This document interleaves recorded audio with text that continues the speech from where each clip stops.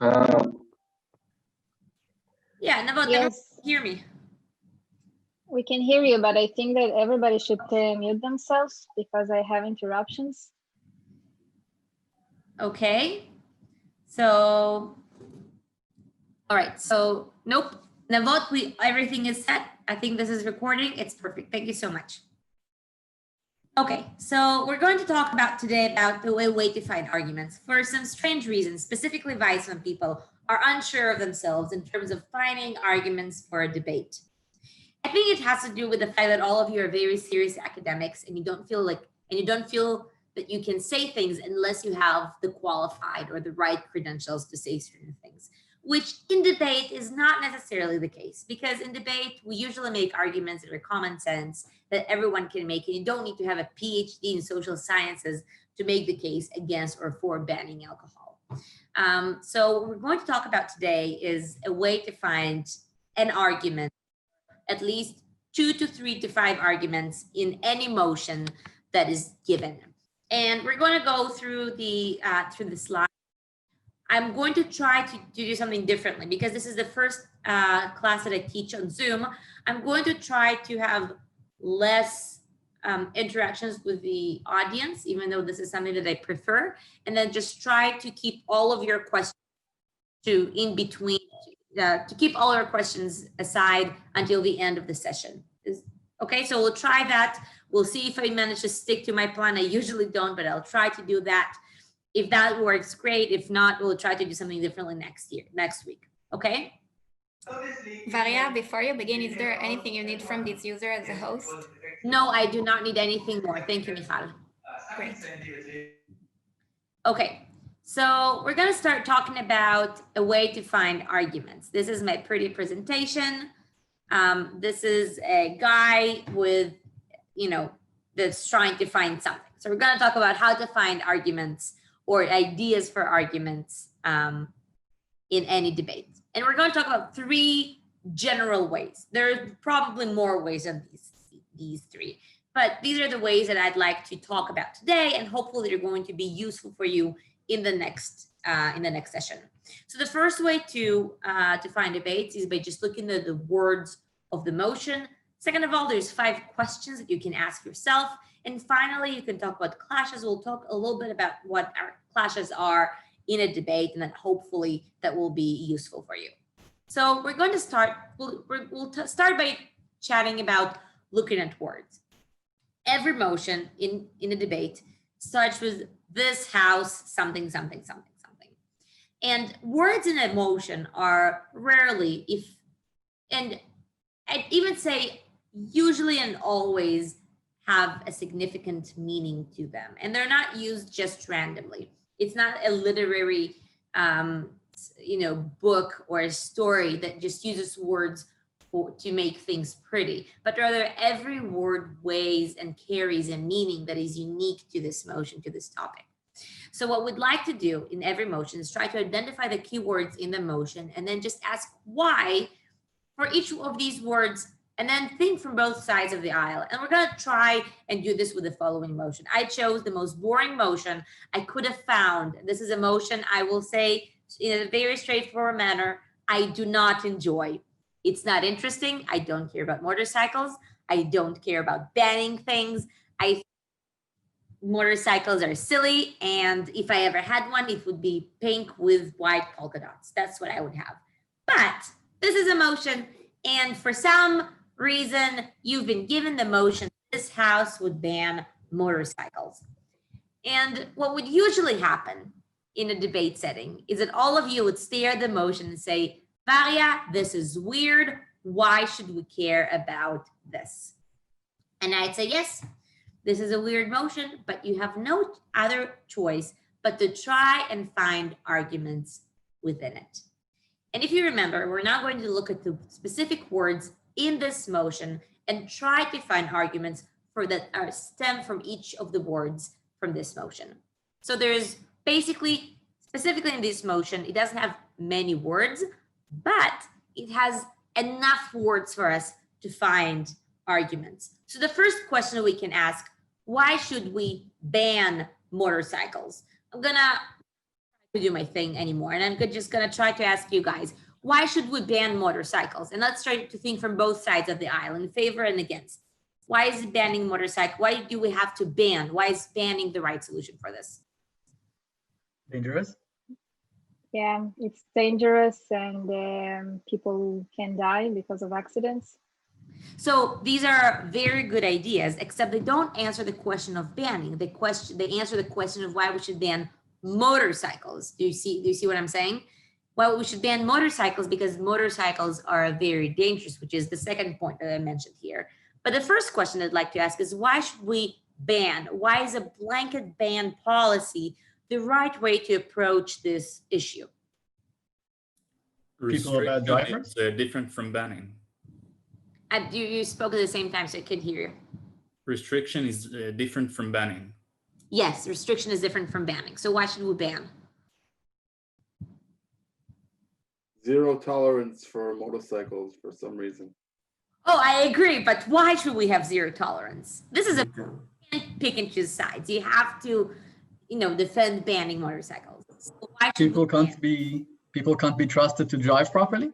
Same way with like drugs and guns and stuff. Right. So I would say that. So I think this is one thing that we can talk about. What would be a more, I'd say, elegant way of phrasing that very same idea? Banning. Not any other restriction would be any way meaningful. This is the only restriction that can help. I agree. So this is just the best way to solve this problem, because when we try to have legislation that limits people's usage of motorcycles, it's not as helpful. So banning, especially let's say in Israel, where people always break the law, is probably the best solution. The second thing that we can ask, why we should ban specifically motorcycles. And we've had a number of people say that motorcycles are very dangerous, right? Can anyone say why motorcycles are uniquely dangerous, or why they're more dangerous than other forms of transportation? No No seatbelt. airbags, seatbelts. Yeah. And the third point that I would like to say, that the third argument that we can make in this debate is, why this house? Who is this house in this motion? The British Parliament. Right, so the British Parliament. So, but in this motion, let's say it's the government or the state, right? Because not every motion happens in Great Britain. Some of it happens in a generic Western liberal democracy. That's what we usually have. So what is the thing that we should ask about this house? What's the argument we can make about the state or the government or the country in this case? Responsible for people's safety. Yeah. So the question we need to ask is whether the government has a right to intervene in this manner, right? And if I'm saying government, I'd say yes, the government should have a right to intervene because it saves lives. And let's run the same idea with the opposition, right? Because what I'm trying to give you is a tool to think from both sides of the aisle, right? We're not just talking about government, but let's say I'm opposition and I'm asking, why should we ban motorcycles? And opposition may say, well, we're opposing this because there are many alternatives to this idea. We can have restrictions, right? We can have speed cameras, right? We can have people driving on motorcycles only above the age of 21. Does anyone else has any other ideas for restrictions from riding motorcycles? More intense driving lessons. Yeah, longer driving lessons. I agree. That's also a good idea. There are many alternatives that we can think of from side and opposition to say we can have many things and we don't necessarily have to ban, right?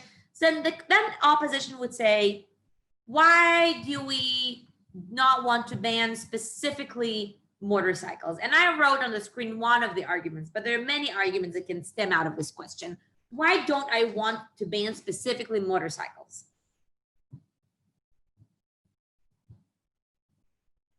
Arbitrary, because cars are also dangerous. So I would like to point out that banning motorcycles should not be arbitrary, right? Government needs to explain why motorcycles are uniquely dangerous. But who are the people who use motorcycles? Let's be opposition for a second. Who are most of the people who use motorcycles?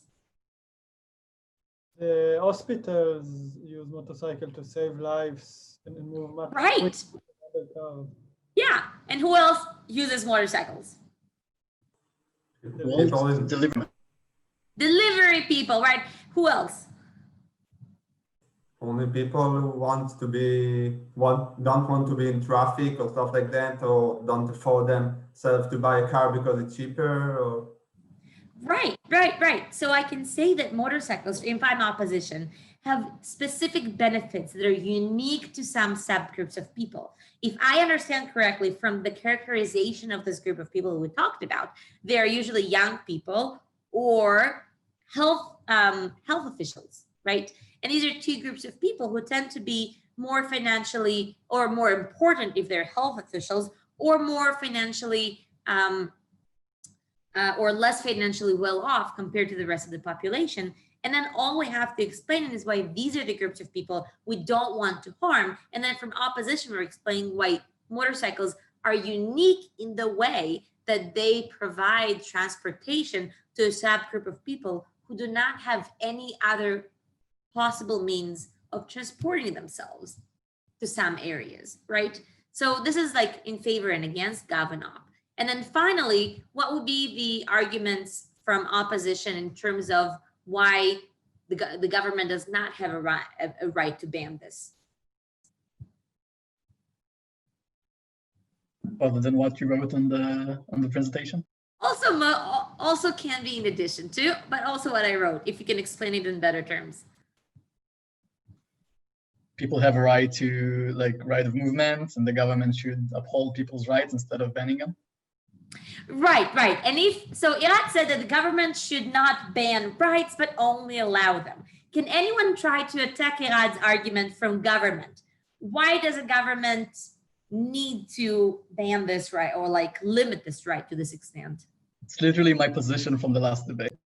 That's great. So what would be government's stance here? Irat is saying, I'm opposition. The government has no right to interfere with my freedom of movement to this extent. The government should always uphold my rights. What does the government say to this? One thing is that because if something happens, then government has to answer the public. Means if something is, everyone blames government for having certain rules. So if government doesn't ban anything, then who else is going to? I agree. But why should the government ban this? What principle does the government support or try to uphold by banning motorcycles? They're trying to save lives. And the right to life, right? That's a principle that lives seem important, no? Right? Lives are important. So I can say, so government says we're in favor of the right to life. Opposition says we're in favor of the right to, or the freedom of movement. And these are two ideas that stem out from the question of whether this house has a legitimacy. Why this house? So the first means of trying to find arguments in any debate is just look at the words and ask why before each question. So first of all, why this house? Why ban? Why motorcycles, right? And this is how you can sort of slowly get to the question, to the arguments that you can make. And solely by looking at this motion, you can already have 3 separate arguments that are going to fill at least 2 speeches. And then, and that would probably help you out. Cool? Are there any questions about the first way of finding arguments?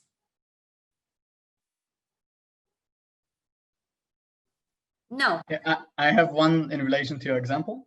Yeah. Say in this on this topic, say we have the notion of medic, government officials need bikes to get around quicker, say paramedics and stuff like that. So is it up to the government to decide if they're saying civilians shouldn't be allowed motorcycles? Yes. Yes, opening government has a right to define the mechanism. We'll get to this in 2 weeks. Stay tuned. All right, cool. So now that we have this established, we'll go to talking about the other way of finding different arguments in a debate. And that is the way to ask 5 questions. So basically in every debate, there are 5 basic questions that we should always ask ourselves, regardless of the motion. Some of these questions might be more applicable to some motions than the others, and you'll see this in a moment. But basically, every motion, every argument in real life has these 5 basic questions. And if someone is arguing with you, you can always say, yes, but did you think about that? And you can find other arguments for different questions in every motion. So the first question should always be, is there a problem? Second of all, does the solution solve the problem? Thirdly, is the proposition of the motion legitimate? Fourthly, is the proposition effective? And fifthly, do the benefits outweigh the harms? So if you're writing things down, write this down. If not, we'll see this through a motion in just a couple of minutes. So I decided to talk about legalization of prostitution. The reason for this is I think it's a great motion, but it's rarely done in competitions. So I don't feel like I'm burning up anything. And I think this touches on all the important issues in debate. So generally, when we talk about prostitution, there are many different people who have many different opinions, and we'll try to see how we can narrow all of these opinion, ideas, and arguments into 5 general questions that tend to summarize this debate, I think, pretty well. So the first question that we need to ask ourselves, is there a problem that requires legalization of prostitution? So does anyone want to tell me if there is a problem that legalization is going to solve? Is there a problem in society? Violation of freedom of occupation. Freedom of occupation seems like an interesting idea. Anyone else has any other ideas? The prostitutes are exposed to violence because it's not monitored and because it's illegal. Yeah, sounds like a good idea as well, right? If something is legalized, you can have the government involved in it in some way. Any other ideas of what is the problem that we're trying to solve through legalization of prostitution? Horny people. So while might be a right answer, I feel like as you were saying it, you realized it was rather silly, and you said, this is probably not going to win the debate. So I'm going to say that this is not debate winning material, but you can define a number of different problems about legalization of prostitution. But here's the thing.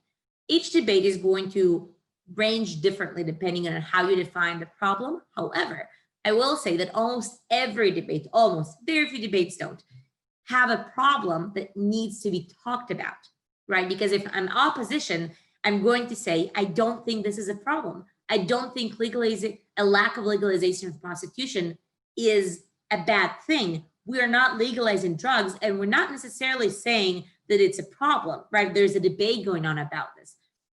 We're not legalizing murder, and we're not saying that this is a problem. So just because something is not legalized does not mean that it's necessarily a problem in our society, right? Second of all, we can always ask whether the solution solves the problem. I can always say, you know what? I agree that there is a problem. I just don't think the solution solves the problem in any way, shape, or form. Third, I can say, you know what? Maybe there's a problem. This might be solving the problem, but I just don't think the solution is legitimate. There is no legitimacy to allowing women to sell their bodies. Let's say I was framing the debate this way.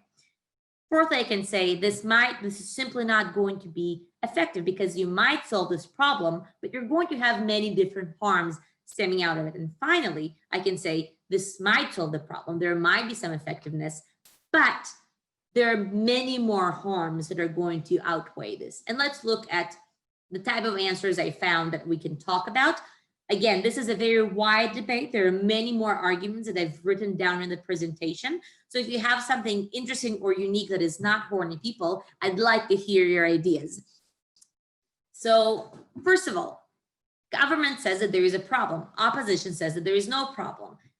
Why does the opposition say that there is no problem in the status quo when prostitution is not legalized? Anyone cares to share?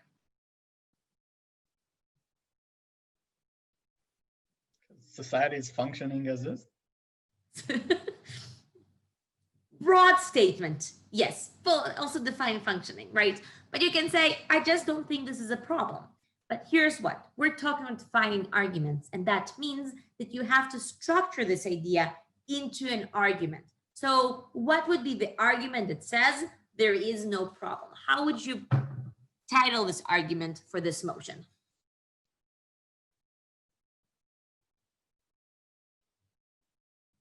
So everyone in Weizmann is in favor of Just legalization because they don't have any opposition arguments. Is that it?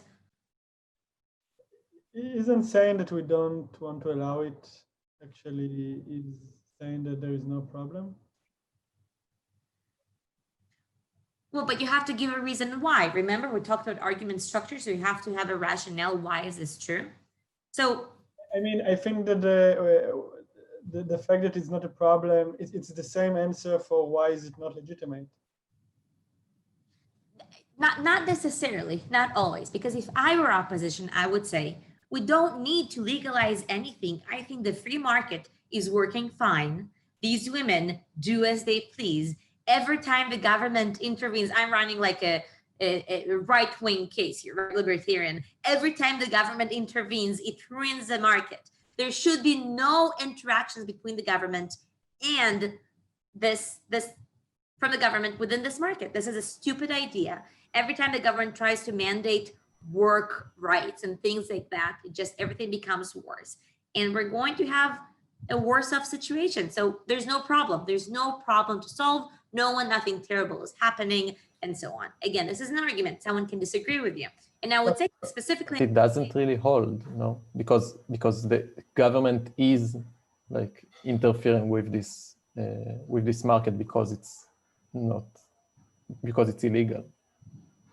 Well, if they're legalizing the market. well, what's interesting specifically in Israel is up until 2 years ago, it also wasn't criminalized. And today, people who do go to prostitutes are criminalized, but the law is not enforced. So in the But it's not only the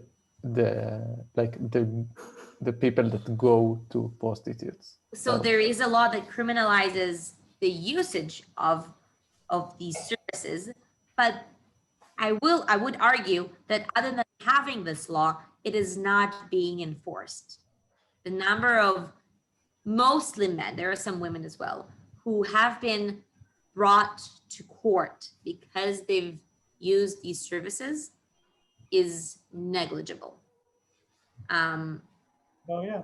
Yes.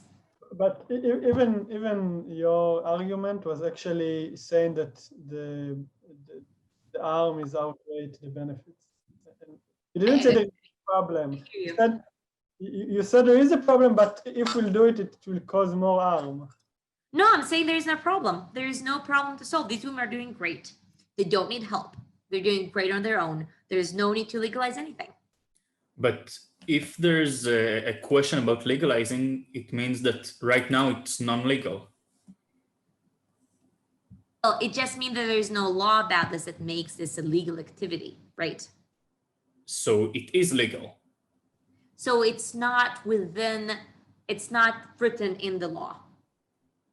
Yes, it is. Just because something, so there's a difference between something being legal and, well, there's the status of something being legal when you have it within the law and it's legalized. That means driving a car is legalized and you have all of these restrictions and guidelines about how you drive a car, right? On the one hand, there's things that are illegal, like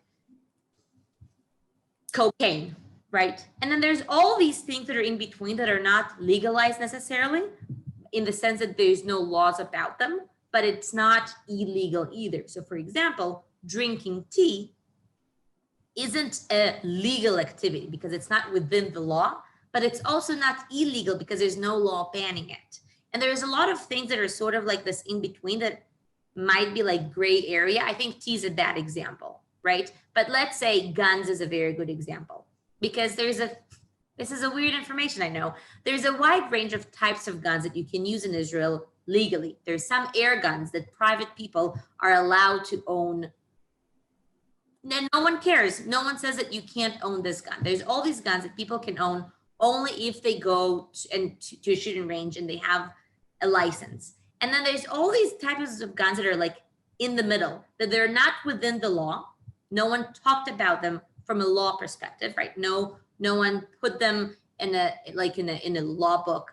They don't have the vocabulary for this, or made them legal, but also no one said that you can't use them, and they're like in this gray area. And prostitution usually falls somewhere there, unless it's been legalized and you have real work laws applied to it on the one hand, or the government saying you can't really do this at all and you're going to be fined for it. So for example, in Israel, in the status quo, a woman may be a prostitute and it's perfectly fine for her. It's perfectly legal, but her customers are going to be fined even though it's not enforced. So it's sort of this gray area. And what this motion proposes is try to solve this problem, if it's a problem, and try to make prostitution legal, just like any other work occupation.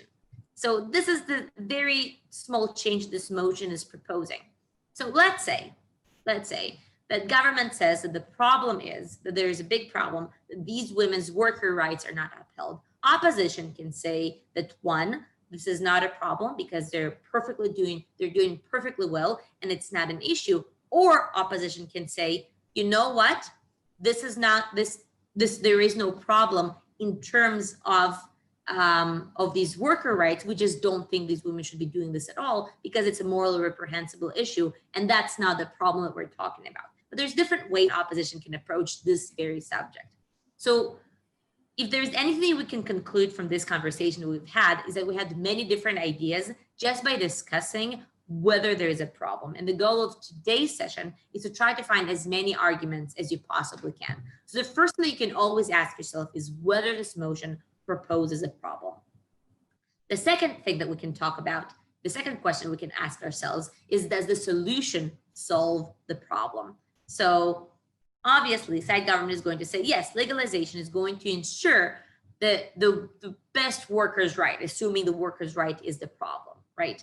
Opposition can probably say, legalization is a terrible idea. One of the reasons is when you legalize things, you create an easier way for you to hide away black markets.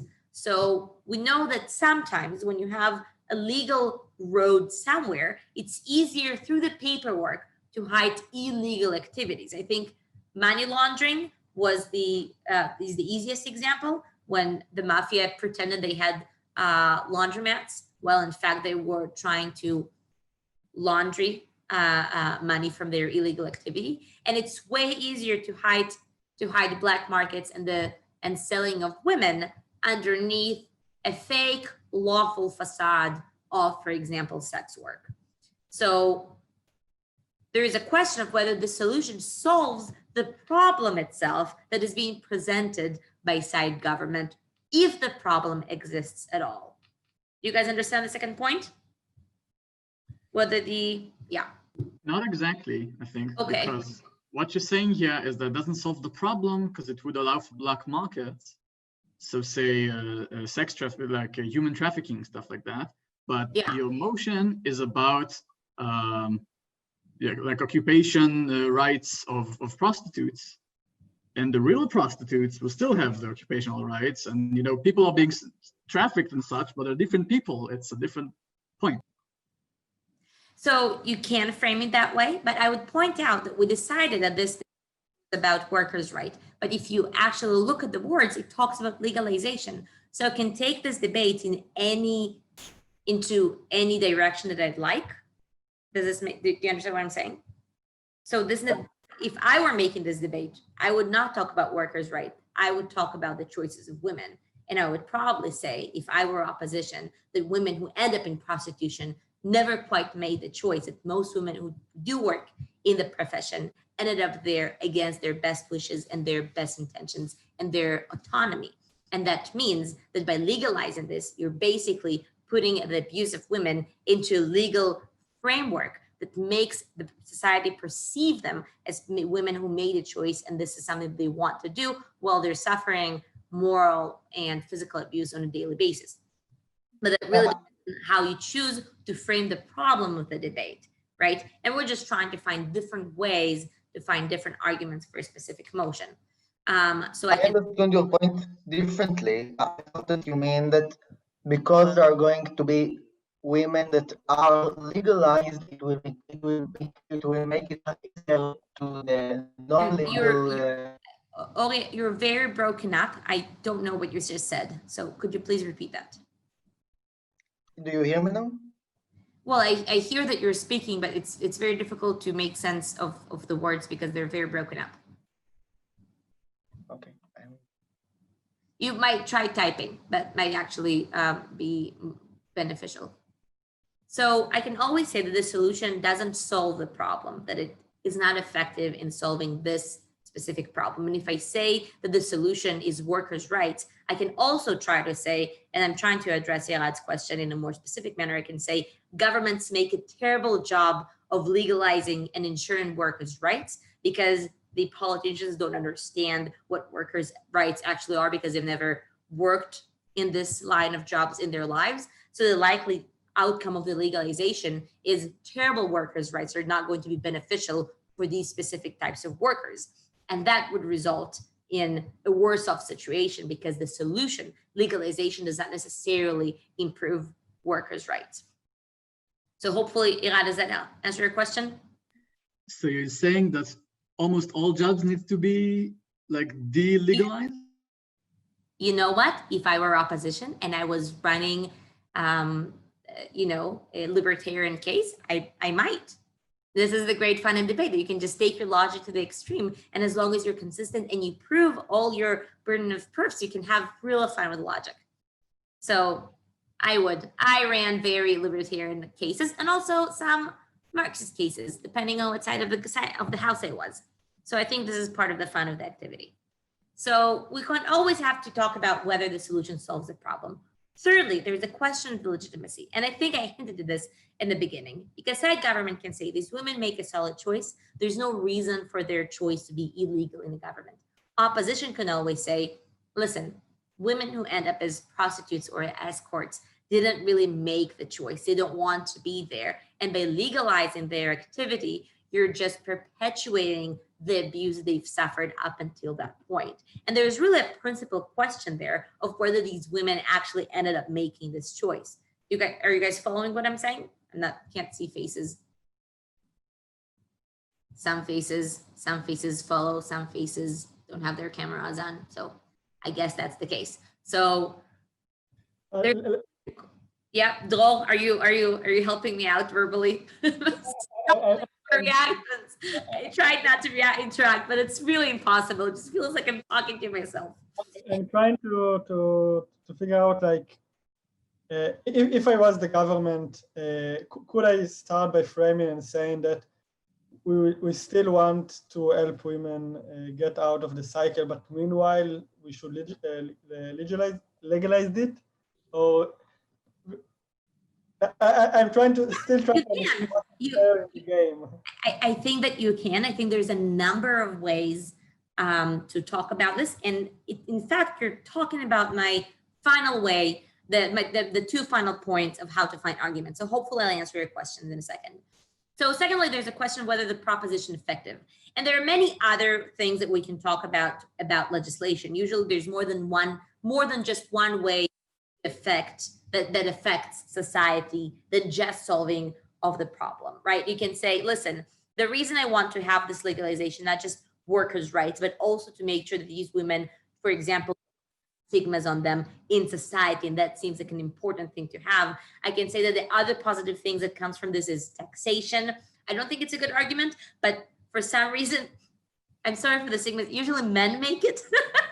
They say, this is a great idea to have because there's more taxes and that's going to enrich our country. And the other, I think it's not my example, but I have a friend who taught in Technion many years ago, and she used to say, and I said, so what are the benefits of legalization of prostitution? And then all these serious Technion guys said, well, there's more jobs for women because of course, women not working is a terrible problem. And she said, okay, so let's think of other arguments of why this is effective. So they thought long and hard, all these very smart Technion people. So all the people who are here from Technion, you could have been there and that might have been you. And they looked at her and they said, well, it's many more jobs for women who are not qualified to do anything else. Which, you know what, are fine arguments to make. They're not winning arguments, right? You wouldn't win an argument, the debate, because you just create more jobs.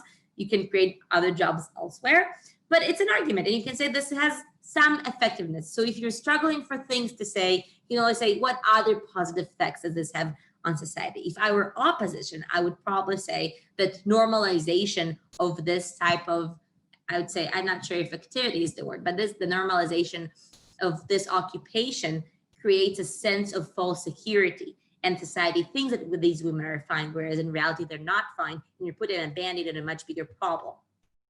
So basically it's a question of what type of effectiveness and what type of practical outcomes does this legislation have. And finally, Can you hear me now? excuse me, what? Can you hear me now? Yes, I can. Yes, so I'm just Okay, going to last good. point, and then I'll happily answer questions.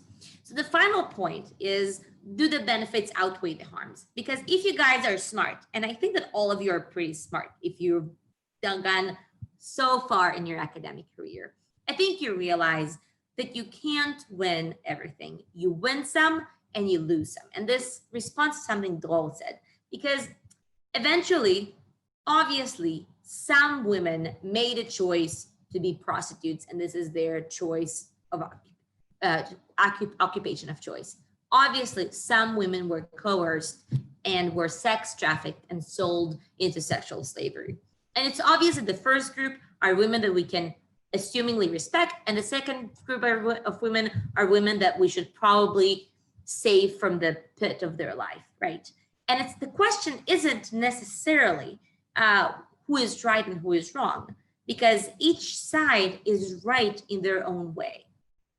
However, what you can say is you say that my group of people is more important than the other group of people of the other side. I can say workers' rights are way more important than or more important than stigmatization in society. I can say the women who were coerced into sexual slavery are way more important than women who made a choice to be there. And if there's one blanket policy that is going to help some and hurt some, would rather take care of this side of society. So either we can say, if I were government, I would say most women make a choice to be prostitutes, and therefore I should cater to most women. Or I would say not only most women, even if not most women are there due to a lack of choice, but the women who did not make a choice to be there suffer greatly. I would say, even if it's just 5 or 10% of all sex workers in my country, they suffer to such a great extent that I'd rather no one worked in the field and not these 10-50% suffer to this extent. Some of you might say, well, Valia, we usually care about the majority. And I would say that this is not necessarily the case, because even if we look at the coronavirus situation, I'm very confident in saying that most people who are going to get the virus are not going to be significantly harmed. Their quality of life is not going to be harmed as a result of being sick. However, we as a society care enough about the people who are at risk that we choose to put our entire society in lockdown, just so that the people who might be harmed to a significant degree do not get harmed, right? So sometimes we do care about the minority, even if it creates uncomfortable situations for the rest, for the other majority. So hopefully that makes sense. So there's a question of weighing which side of society, which type of people are more important. And I think it's a very smart and clever way of argumentation and debate. So questions? I have a question about this argument and generally this kind of arguments. Yes. That many times you say like you take like something else that we did and you say, okay, if we did that, that's justified to do something else, like your example now with the coronavirus. Yeah. But what if I want to claim that even what we do now with the coronavirus is not justified, or or the other way around, you had to do with the coronavirus something even more radical and more aggressive. I mean, what if like the you understand my point? I understand. So my first reply would be that you want to find examples or analogies that are universal and everyone would agree upon. I gave the coronavirus example because it's current, not necessarily because it's the best example. I think it's the first one that popped in my head. Other examples that would be when we care about minorities would probably trying to take care of the disabled community, that they get money from the government. And most of us would agree that they should probably get more money from the government compared to the small bits and pieces they're getting now, even though it harms most of society that get taxed higher, right? Does this make sense? So, so you just try to find examples. So if we speak about libertarians, some libertarians might not agree with you, people that are aggressive enough. And I agree, but this is why it's a debate. You try to find ways and you try to persuade, and then someone else comes and rebuts you. So you try to find examples that are universal, and if you can't find examples or you can't have a good analysis, but like nothing is really universal, which is why it's debatable. I need someone to do that to them. Okay, cool. I have a question. Yes. Sorry. When you said that most of the prostitutes are like choosing this and some of them not, I'm just thinking, how do you know exactly what the majority is? Because not always you have all the data, and therefore, how can you like make a statement like that? So the first answer is that you probably should read a little bit more newspapers and try to understand what the general acceptable truth is. That's the easiest thing for me to say. In debate, I mean, it's a lazy answer, and I'm sorry for it. The second answer is that in debate, when you try to persuade a judge, try to persuade the average voter, the average person, and you try to say, okay, so what would the average person think? What does the average person perceive sex workers as, right? And then try to say, oh, what is the majority there? Who is the minority there? And then try to mitigate that.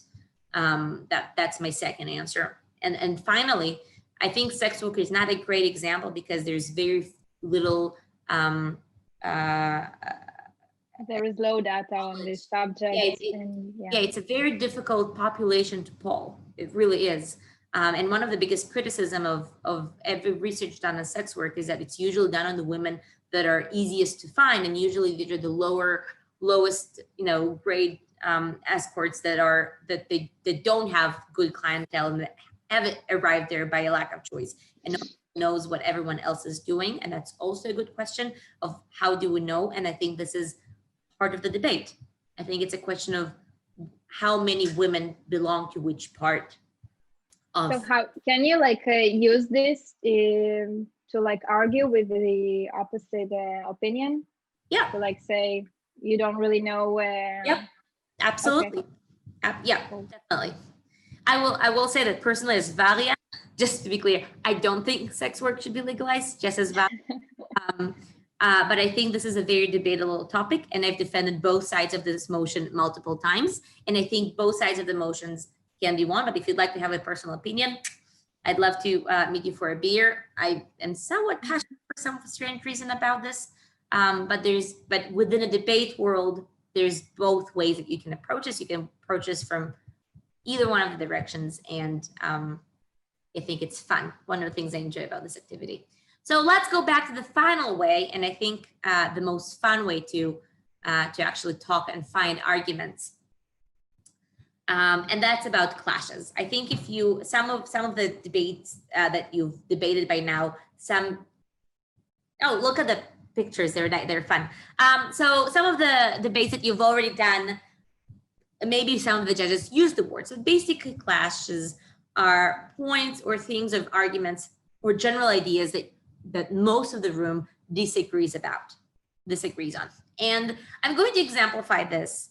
And that means that you can look at the motion and say, these are the themes or the ideas or the clashes, the main points of disagreements that are going to happen in this debate. And I'm going to derive my arguments from these clashes. And I'm going to do this somewhat quickly, even though in a class setting it's going to be would have been a lot of fun.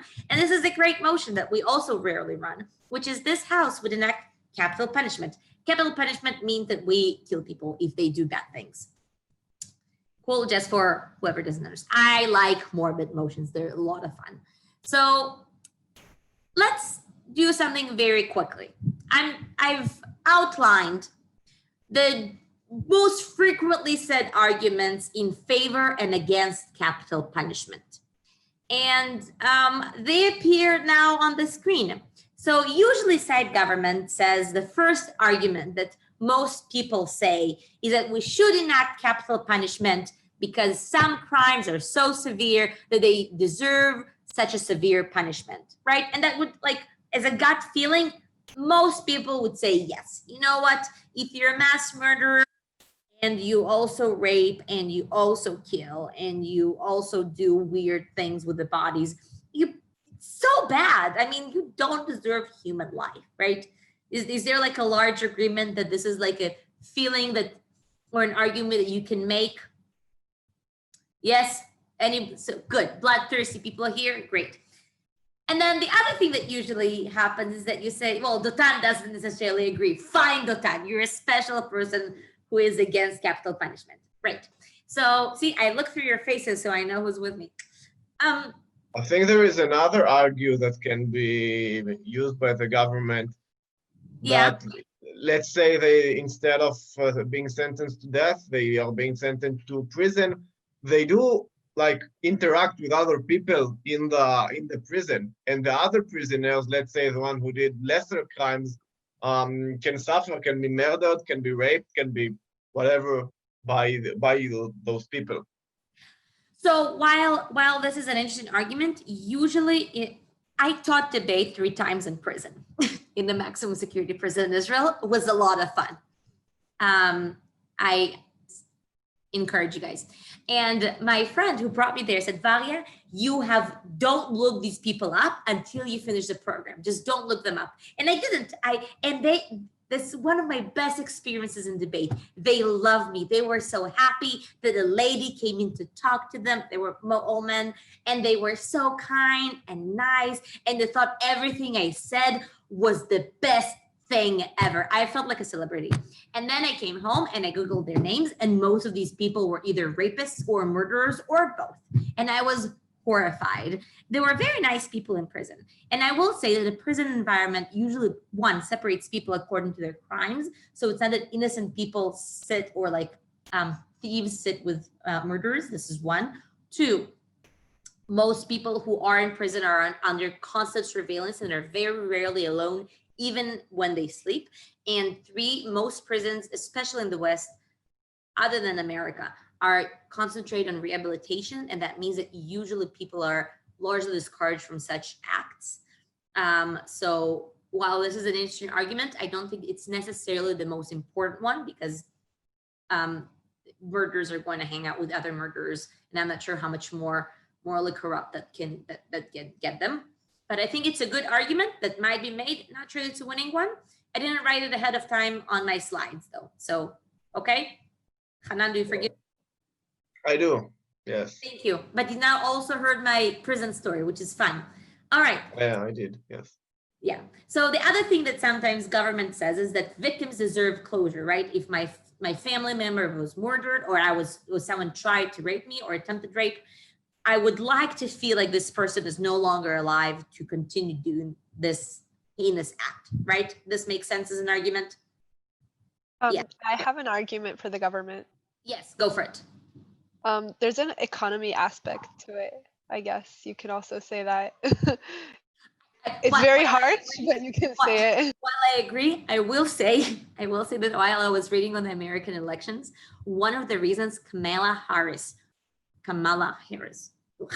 was in against capital punishment is because she said it was more expensive than keeping prisoners alive.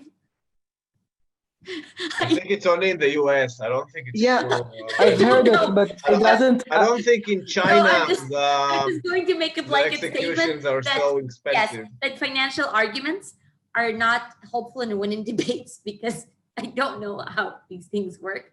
And I think it's an interesting argument.